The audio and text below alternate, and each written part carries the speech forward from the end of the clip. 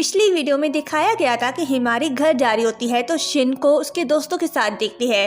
वो भागते हुए शिन के पास जा रही होती है कि तभी रोड के बीचों बीच गिर जाती है और सामने से बस आ रही होती है। अगर आपने इस ड्रामे के पिछले पार्ट्स नहीं देखे तो लिंक डिस्क्रिप्शन में दिया गया है। शिन ने देखा कि हिमारी गिर गई है और सामने से बस आ रही है तो वो बिना सोचे समझे हिमारी को बचाने उसकी तरफ भागा। और फिर क्या, वो बच पाई? जी हाँ, शिन ने हिमारी को बचा लिया। वो लाइफ में कभी किसी को खोने से नहीं डरा जितना आज वो हिमारी को खोने से डरा था। वो उससे पूछता है कि तुम जिंदा हो ना, ठीक तो हो ना? हिमारी हाँ कहती है। शिन की जान में जान आती है। मसाकी ड्राइवर से सॉरी कहता है और बताता है कि सब ठीक है। वक्का पूछती है कि उसे कहीं चोट तो नहीं लगी ना? हिमारी कहती है मैं ठीक हूँ। मसाकी शिन से कहता है कि बहुत अच्छे ब्रो। शिन कहता है मेरी और तारीफ करो। हिमारी शिन से पूछती है तुम तो ठीक हो ना? शिन कहता है मैं ठीक हूँ। हिमारी खुश होती है कि फ्लोर अभी भी सेव है। उसकी मासूमियत देखकर शिन कहता है कि मैं तुमसे बहुत नाराज हूँ। मैं तुम्हें प्रोटेक्ट करने के लिए तुम्हारे साथ हूँ, लेकिन तुम्हें खुद को प्रोटेक्ट करने की भी कोशिश करनी चाहिए। अब तुम मेरी लाइफ का हिस्सा हो। हिमारी कहती है कि मैं करूँगी। हिमारी और शिन घर आते हैं। शू ने देखा कि शिन को चोट लगी है तो वो उससे कहता है कि तुम्हारे पाँव से खून आ रहा है। हिमारी जब देखती है तो वो पैनिक हो जाती है और हॉस्पिटल चलने के लिए कहती है। शिन उसे हिल-डुल कर दिखाता है कि मैं ठीक हूँ, कुछ नहीं हुआ, पर हिमारी उसकी बात नहीं सुनती और ट्रीटमेंट के लिए रूम में ले जाती है। शिन पूछता है कि तुम मार्केट क्यों गई थी? हिमारी कहती है कि मैं फ्लावर लेने गई थी। शिन कहता है कि तुम हमेशा ग्रोसरी शॉपिंग के लिए पास वाली शॉप पर जाती थी। हिमारी कहती है कि वहाँ फ्लावर खत्म हो गया था। फिर बताती है कि क्राउड की वजह से मैं सुपरमार्केट जाने से डरती थी, लेकिन मैं सच में केक बनाना चाहती थी। मैं भी शू को प्रोटेक्ट करना चाहती हूँ। शिन उसे प्यार से देखकर थैंक्स कहता है। हिमारी बैंडेज लगाकर पूछती है कि कहीं और तो पेन नहीं हो रहा और तुम्हें कुछ और चाहिए तो बता दो। शिन कहता है कि नहीं, अब मैं बिल्कुल ठीक हूँ और मुझे किसी चीज़ की ज़रूरत नहीं। हिमारी जा रही होती है डिनर बनाने तो शिन उसे रोकता है और कहता है कि मुझे अभी तुमसे एक फेवर चाहिए, तुम करोगी? हिमारी कहती है ऑफ कोर्स, कहो तुम। शिन कहता है क्या मैं तुम्हें हक कर सकता हूँ? ये सुनकर हिमारी शॉक्ड हो जाती है। फिर कुछ सोचकर अपने बाहें खोलकर कहती है कि तुम कर सकते हो। शिन उसके पास जाता है और हग करके कहता है कि मैं खुश हूँ कि तुम सेफ हो। हिमारी की दिल की धड़कनें तेज हो जाती हैं। मसाकी घर आता है। पहले शू को देखकर खुश होता है, फिर शिन और हिमारी के बारे में पूछता है। शू कहता है कि वो ठीक हैं। फिर कहता है कि ये कैसे पॉसिबल हो सकता है? जब मैंने शिन को देखा तो ऐसा लग रहा था कि वो बहुत हर्ट है, लेकिन उसे ये पता नहीं था कि उसे चोट लगी है। मसाकी कहता है कि उसे सच में सिर्फ हिमारी की फिक्र थी, अपनी नहीं। शू कहता है कि जब शिन हिमारी के साथ होता है तो तुम जानते हो वो समटाइम्स स्ट्रेंजर लगता है। मसाकी कहता है मैं जानता हूँ, वो चेंज हो गया है, आखिरकार वो अब इंसान बन गया है। शू कहता है कि क्या शिन को पहले कभी किसी से प्यार हुआ था? मसाकी कहता है कि उसने पहले किसी को डेट किया था, लेकिन मुझे नहीं लगता कि वो पहले कभी हिमारी की तरह किसी से मिला है। नेक्स्ट मॉर्निंग हिमारी शिन से पूछती है कि उसका पाँव ठीक है। शिन बताता है कि वो ठीक है। हिमारी के बालों में कुछ लगा होता है। शिन उसे हटाने हिमारी के पास जाता है तो हिमारी घबरा कर पीछे हट जाती है। शिन शॉक्ड हो जाता है। हिमारी बहाना बनाकर वहाँ से चली जाती है। उस हक के बाद से हिमारी कुछ अजीब फील करने लग गई है। वो बार बार उसके बारे में सोच रही होती है। शू वहाँ आता है और उससे पूछता है कि क्या बात है, कुछ हुआ है? हिमारी कहती है कि कुछ नहीं हुआ, सच में कुछ नहीं हुआ।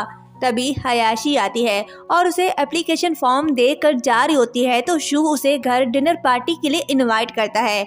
हिमारी भी कहती है कि तुम आओगी तो मुझे खुशी होगी। हयाशी मान जाती है।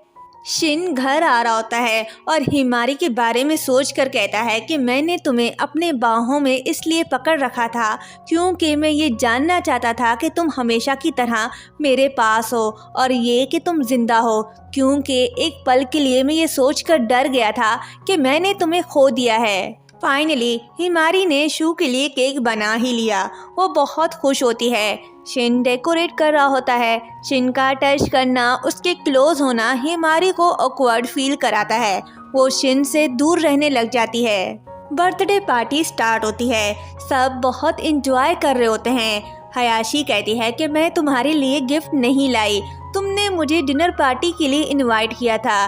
ये नहीं बताया था कि तुम्हारा बर्थडे है, लेकिन कोई बात नहीं, मैं तुम्हें गिफ्ट स्कूल में ही दे दूंगी। ये सुनकर हिमारी और शिन शू की तरफ देखते हैं कि आखिर इस बात पर वो क्या रिएक्शन देगा। शू उसे हाँ कहता है। हयाशी की बातों से शू को एहसास होता है। वो शिन के पास आता है और उससे कहता है कि मैं कल घर वापस जाऊंगा, मुझे स्कूल के लिए रेडी होना है। वो उसे बताता है कि उसे यहाँ पता चला कि एक फैमिली क्या होती है। शिन उसके फैसले से खुश होता है। हिमारी थक हार कर बेड पर लेट जाती है। शू उससे बात करने आता है। वो उसे कहता है कि आज बहुत एंजॉय किया, मैंने पहले कभी अपना बर्थडे ऐसे सेलिब्रेट नहीं किया। वो उसे हर चीज़ के लिए थैंक्स कहता है। हिमारी कहती है कि हम तुम्हें बहुत मिस करेंगे। शू कहता है कि मेरे भाई का ख्याल रखना। शिन सोचता है कि अब मुझे क्या करना चाहिए, कल से बस हम दोनों ही यहाँ रहेंगे। शू आता है और शिन से कहता है कि क्या तुम पूरी लाइफ इस तरह जियोगे और कुछ नहीं करोगे? मुझे लगता है कि हिमारी इस तरह से रह सकती है। शिन कहता है सही कहा तुमने। शू कहता है कि उसे अपने हाथ से जाने मत देना। ये सुनकर शिन कहता है कि बदतमीज दफा हो जाओ यहाँ से। ये कहकर वो ब्लैंकेट ओढ़ कर लेट जाता है। शू कहता है कि मैं तुम्हारे कहने से पहले ही जा रहा हूँ। शिन सो रहा होता है। हिमारी उसे सोता देखकर उस पर चादर ओढ़कर उसके पास ही सो जाती है। शिन जब उठता है तो उसे अपने सामने सोता देखकर शॉक्ड होता है। हिमारी ख्वाब देखकर मुस्कुरा रही होती है। शिन उसे ऐसे देखकर खुश होता है और उसके क्लोज जा रहा होता है कि तभी हिमारी अपनी आंखें खोलती है। शिन डर के पीछे हट जाता है और हिमारी से सॉरी कहता है। हिमारी पूछती है तुम माफी क्यों मांग रहे हो? हिमारी शॉपिंग का बहाना करके भाग जाती है। शिन मसाकी से अपनी फीलिंग्स शेयर करता है। वो उसे बताता है कि मैं नहीं जानता अब क्या करना है, क्योंकि अब हम दोनों ही ऑकवर्ड फील कर रहे हैं। मसाकी कहता है कि तुम क्यों नहीं उसके पास जा रहे? शिन कहता है मुझे हिमारी के फ्यूचर की फिक्र है और मुझे यकीन है कि हम फ्यूचर में बहुत खुश होंगे, लेकिन मैं सोच रहा हूँ कि क्या मैं उन तकलीफ़ों के साथ रह सकता हूँ जिसके बारे में हिमारी जानती है। वक्का खड़ी उनकी बातें सुन रही होती है और शिन को मार कर कह रही है कि मैं तुम्हें और कॉन्फिडेंट होने के लिए कह रही हूँ। अब समय आ गया है, चाहे लोगों को खुश करना हो या खुद को खुश करना है, मुझे लगता है कि तुम्हें इसके लिए तैयार रहना होगा। वक्का समझ जाती है कि शिन अब उसका कभी नहीं हो सकता। वो अब शिन और हिमारी के बीच से हट जाती है। हिमारी तकुमी से पूछती है कि मैं अपने और शिन के बीच ये टेंशन और ऑकवर्ड कैसे ख़त्म करूं? तकुमी कहता है कि तुम स्कूल के बच्चे से ये सवाल कैसे पूछ सकती हो? हिमारी कहती है कि तुम सही कह रहे हो, सॉरी। तकुमी कहता है लेकिन मैं एक तरीका जानता हूँ। वो उसे एक एडवाइस देता है। शिन घर आता है। वो हिमारी से माफ़ी मांगता है और कहता है कि कुछ दिन पहले जो कुछ भी हुआ तुम्हें वो सब अजीब लगा होगा। मैं ऐसा नहीं करना चाहता था और अब मैं ऐसा दोबारा कभी नहीं करूँगा, इसलिए तुम डरो मत। हिमारी कहती है कि ये सच नहीं है, ऐसा नहीं है कि मैं ये नहीं चाहती। ये कहते ही वो शिन को अपने क्लोज करती है। शिन शॉक्ड हो जाता है।